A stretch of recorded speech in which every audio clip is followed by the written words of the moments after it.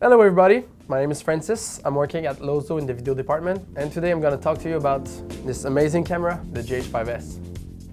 With its new eye sensitivity sensor of 10.28 megapixel, plus the dual native ISO technology that you can find in the EVA 1 or the VariCam, the camera can go up to 51,200 ISO. Another cool aspect about the GH5S is that with the microphone input, you can power a professional microphone that uses 48 volt. Also, you can take a line-in feed if you want to work with external sound, such as sound console and stuff like that.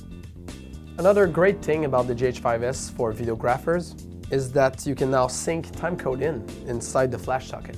All you need is an adapter that goes from flash socket to BNC, and that adapter is included in the box. For those of you who really like to do slow motion videos, the GH5S now has 60 frames per second in Cinema 4K. Also, you can go up to 240 frames per second in HD instead of 180 in the GH5. Engineers at Panasonic haven't let the photographers down.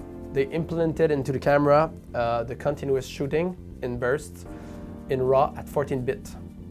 So there it is. I'm Francis from Lozeau, and I hope to see you soon at the store so that we can discuss more about the camera.